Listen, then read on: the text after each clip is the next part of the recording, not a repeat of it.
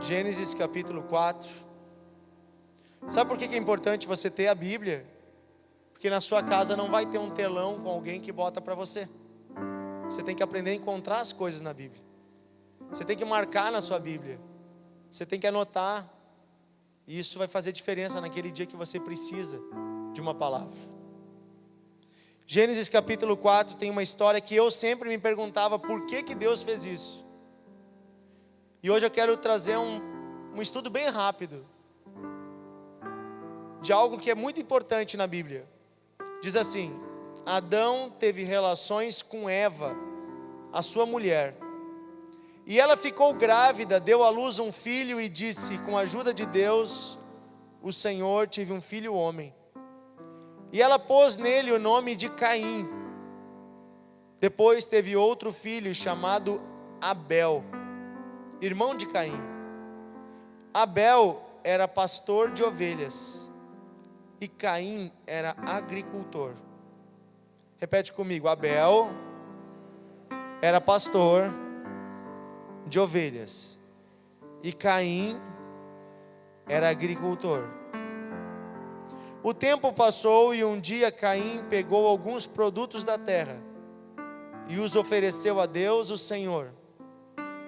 Abel, por sua vez, pegou o primeiro carneirinho nascido do seu rebanho, matou e o ofereceu as melhores partes ao Senhor. O Senhor ficou contente com Abel e com a sua oferta, mas rejeitou Caim e a sua oferta. Caim ficou furioso e fechou a cara. Veja, eu me perguntei muito tempo na minha adolescência, por que Deus gostou da oferta de um e não gostou da oferta do outro? Não parece injusto que cada um deu o que tinha? E por que Deus não gostou da oferta de Caim, mas gostou da oferta de Abel? Parece que Deus é meio chato, né? Mas não, é porque há um princípio aqui por trás disso. Eu quero hoje falar com você sobre o princípio do derramamento de sangue,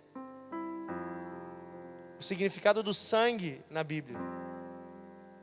E eu quero que você entenda hoje, Deus quer que você entenda hoje o que isso significa. Quando o Adão e a Eva pecaram, vocês lembram dessa história lá no Jardim do Éden? Eles viram que estavam nus. O pecado mostrou a nudez do ser humano. Então, Deus tinha dito para eles: se vocês comerem dessa árvore, dessa fruta, vocês vão morrer. O salário do pecado é a morte.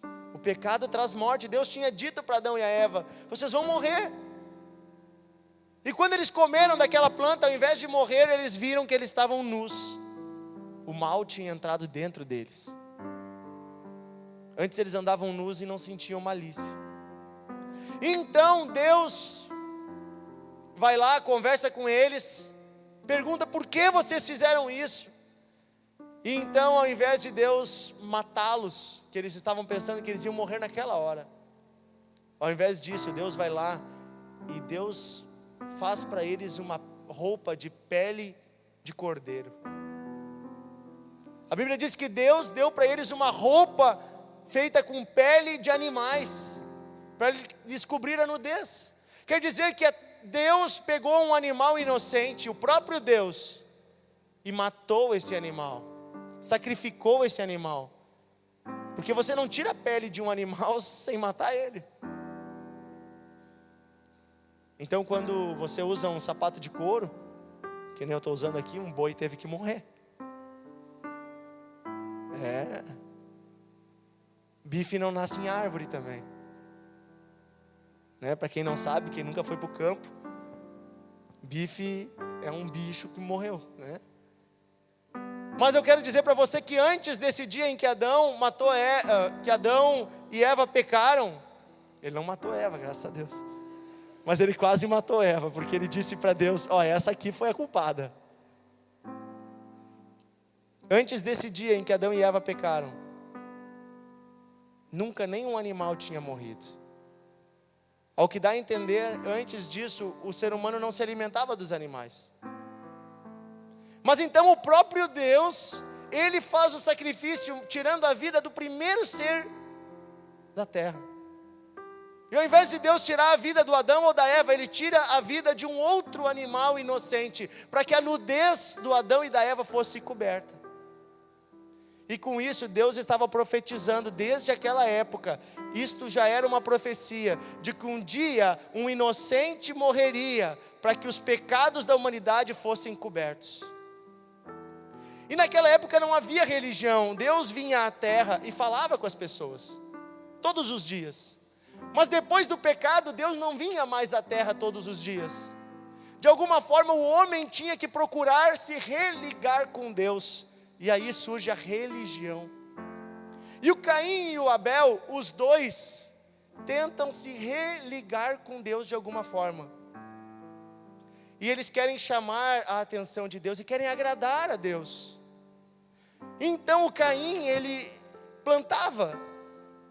E para plantar você tem que derrubar árvores, você tem que arar a terra, dar um trabalhão, você tem que pegar semente, secar ela e depois botar na terra e esperar.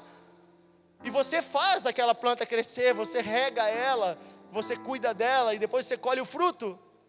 E assim o Caim trabalhava, e o Caim, depois de muito trabalho, colhia o fruto do seu trabalho, um saco lá de sementes, de frutas, de legumes. E aquele saco de frutas, sementes, representava o suor do Caim, o trabalho dele. E quando ele vai e faz um sacrifício de legumes e frutas e verduras, ele estava dizendo: Deus, eu vou te dar do meu trabalho, eu estou te dando o fruto do meu esforço. Ó Deus, está aqui a minha riqueza, eu quero comprar o teu perdão, eu quero comprar. Já quando Abel pegou um animal nascido do rebanho, não foi Abel que deu a vida para aquele animal, porque só quem dá a vida é Deus. Mas quando Abel pega um animal do seu rebanho e ele sacrifica esse animal a Deus, ele está dizendo: Senhor, eu vi o que tu fez para o meu pai e para minha mãe, e para cobrir os pecados só tem um jeito, precisa um inocente morrer pelo meu pecado. Por isso eu estou matando esse animal inocente, para que ele, e pelo sacrifício dele, pelo sangue dele derramado aqui, o meu pecado seja perdoado na tua presença. Senhor, eu devolvo a vida de um inocente diante de ti. E é isso que Abel fez. Ele não deu o que ele tinha, ele deu a vida de um inocente. Ou seja, o sacrifício de Abel não tinha nenhum mérito para Abel. Já o sacrifício de Caim queria dizer: eu dei o melhor que eu tinha. Eu sou um trabalhador, eu dou meu dízimo na igreja, eu vou para o céu. Não é assim. Seu dízimo deve ser fruto do seu amor para com o reino de Deus. Mas você não pode comprar a salvação. A religião humana, desde aquela época, tenta comprar a bênção de Deus. E você vai nas esquinas e ainda estão fazendo oferenda, tentando comprar as bênçãos dos deuses que eles acreditam que existem. Ainda há pessoas comprando amuletos, comprando estátuas, comprando rosa ungida e tudo que é coisa, porque elas ainda acham que podem comprar o perdão e a bênção de Deus. Há ainda pessoas se chicoteando e se machucando a si mesmas, pensando que elas vão poder pagar os seus próprios pecados. Há pessoas fazendo romarias e caminhando a pé até o Padre Reus e até lugares bem longe, pensando: eu vou machucar o meu corpo, porque daí Deus vai ficar feliz. Mas eles não entenderam que o único preço que poderia pagar os nossos pecados chama-se morte. Por isso, lá no Antigo Testamento, Deus vai estabelecer a lei. E na lei havia um templo, e nesse templo havia um altar. E esse altar era onde eram sacrificados animais em troca do pecado do povo. Então, se você cometia um pecado no Antigo Testamento, você tinha que pegar um cordeirinho branco, macho, limpinho, e levar ele até lá, diante do sacerdote. E ali você botava a mão sobre a cabeça do cordeiro e você confessava o seu pecado ao ouvido do cordeiro. E então você entregava ele para ser morto. e ele era degolado, seu sangue escorria naquele altar, e depois ele era completamente queimado.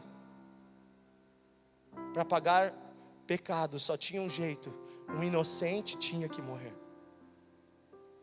Você pode ler comigo lá em Hebreus, capítulo 9, versículo 22. Confirma isso que eu estou falando. Hebreus 9, 22. Vocês estão me entendendo essa noite? De fato, de acordo com a lei, quase tudo é purificado com sangue. E não havendo derramamento de sangue, não há perdão de pecados. Repete comigo: não havendo derramamento de sangue, não há perdão de pecados. Sabe por que isso? Porque Deus, Ele é justo com o que Ele promete. Quando o homem e a mulher receberam uma lei de Deus, Deus disse: se vocês fizerem, a consequência é morte. E Deus nunca pode ser injusto. Tudo que Deus fala se cumpre. Alguém tem que morrer por aquele pecado. E na antiga aliança, animais inocentes, que não tinham culpa nenhuma na história, morriam pelos pecados da humanidade. Só que não podia um animal morrer por todos os pecados. A cada pecado era um novo animal. E então havia pessoas que toda semana levavam cordeiros lá no templo. Meu Deus, eu acho que eu não ia dar conta. Eu ia ter que criar uma fazenda de cordeiro. Mas a lei também, ela era flexível para com a condição financeira da pessoa. Se você era pobre, se você não tinha dinheiro para comprar o cordeiro, você podia levar uma pomba ou outro animal. Tinha uma regra, uma tabela assim. Você poderia levar outro animal, mas algum animal precisava ser sacrificado. E com isso Deus estava em todo o Antigo Testamento anunciando uma profecia silenciosa que se cumpria todos os dias no templo. Uma profecia que dizia todos os dias que o pecado custa caro, que o pecado tira vidas, que o pecado é algo terrível. Seres estão morrendo por causa do pecado de vocês. Há um derramamento de sangue. Você ia no templo, ele parecia um açougue a céu aberto. Eles estavam ali cortando os animais, cortando o pescoço deles, derramando sangue. Não era algo bonito, não era cheiroso, era horrível. O templo, o pátio do templo era horrível, porque havia derramamento de sangue. Você vai dizer: por que Deus fez isso? Porque Deus queria o tempo todo dizer que o nosso pecado é algo horrível, que a consequência do pecado é morte, que não se brinca com o pecado, mas que Ele, sendo misericordioso, sempre tentou achar uma saída para que nós sejamos poupados. Ali já estava a graça de Deus operando. Mas essas profecias um dia se cumpriram. Abra comigo João, capítulo 1, versículo 29. Sabe, todos os dias se via cordeiros morrendo, mas havia uma promessa de que um dia viria um cordeiro que levaria os pecados de toda a humanidade. João capítulo 1, versículo 29. João Batista está lá, e ele está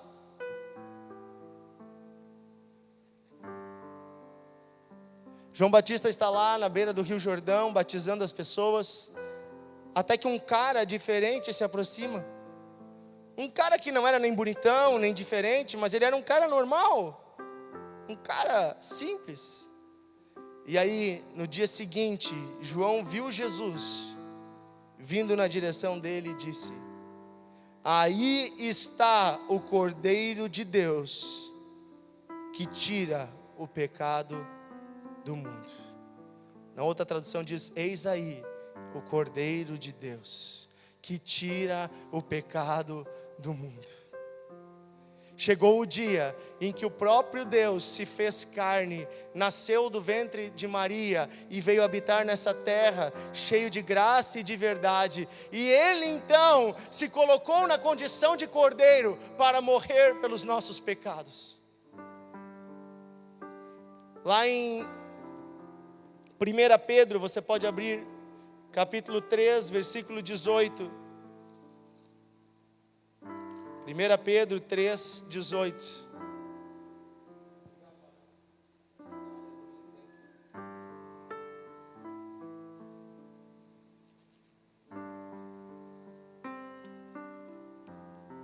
Pedro 3,18 diz assim: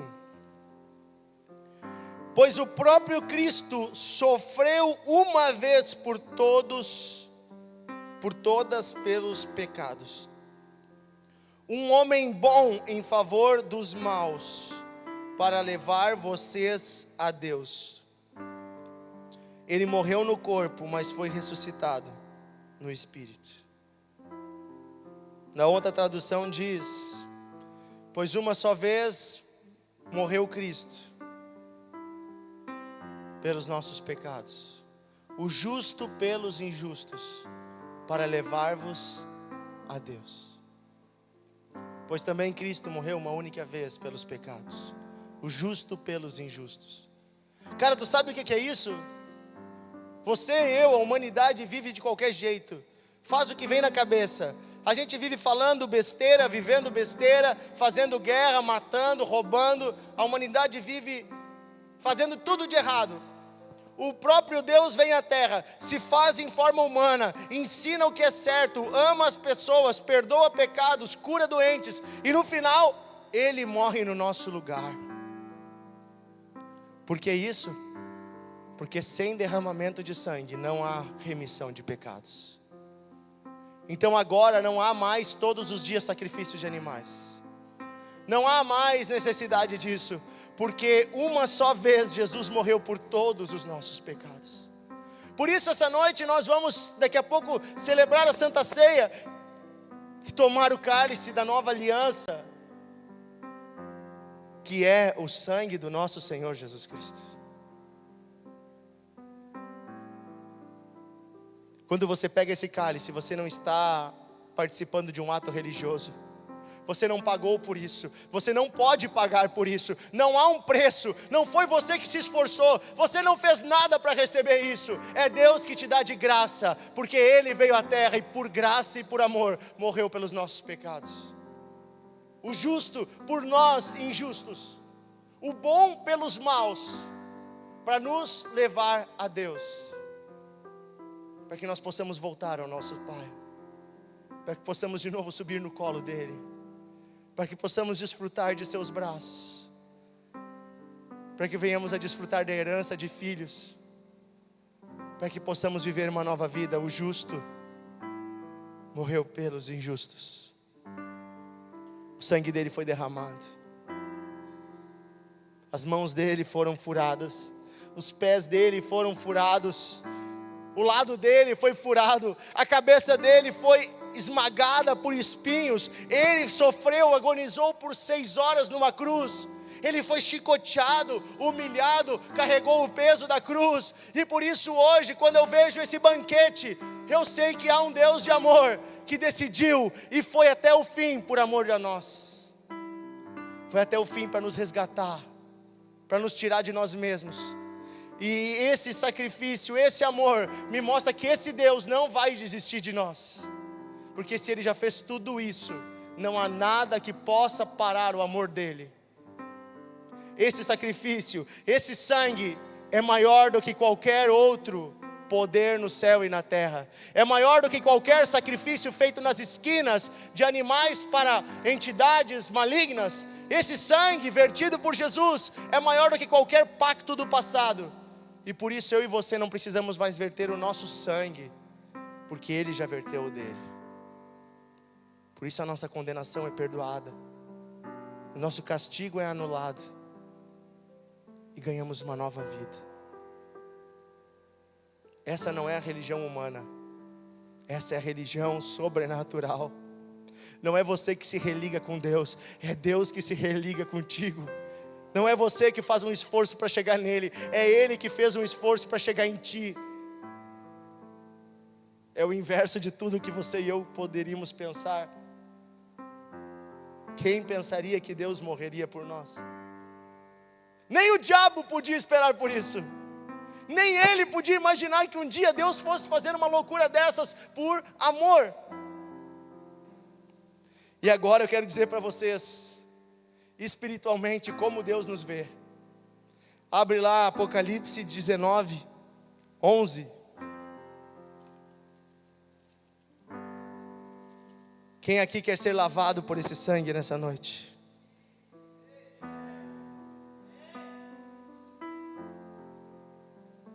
Apocalipse 19, desculpa. 19. Eu quero que vocês prestem muita atenção como o livro de Apocalipse vai descrever Jesus nessa cena. Não é literal, isso aqui é significado puro. Diz assim: em seguida vi o céu aberto, e apareceu um cavalo branco. O seu cavaleiro se chama Fiel e Verdadeiro. Os seus olhos eram como chamas de fogo, e ele tinha muitas coroas na cabeça. Havia escrito nele um nome que ninguém conhece, a não ser ele mesmo. A sua capa estava encharcada de sangue, e ele se chama a Palavra de Deus, o Verbo de Deus. E onde é que nós estamos nessa história? No versículo 14. Os exércitos do céu o seguiam, montados em cavalos brancos e vestidos de linho branco e puro. Aqui Deus descreve nós, aqueles que foram comprados, seguindo o cavaleiro com a capa de sangue. Nós seguimos ele com roupas brancas, limpas, porque nós fomos lavados pelo sangue de Jesus. A capa do cavaleiro está manchada de sangue. A capa do cavaleiro não está branquinha, não está limpa, mas está manchada de sangue. Esse cavaleiro justo e verdadeiro é Jesus Cristo. E esse exército que segue ele somos nós, que fomos lavados por ele. Nossas roupas estão brancas como a neve. Mesmo que vejamos os nossos pecados, mesmo que olhemos para nós e sintamos que há algo a mudar, que bom que você quer mudar. Mas essa mudança acontece conforme você vai deixando Jesus te lavar. Último texto de hoje, Mateus 26, 28. Eu quero convidar o Tiago para vir aqui. Mateus, pastor Tiago pode subir aqui, 26, 28.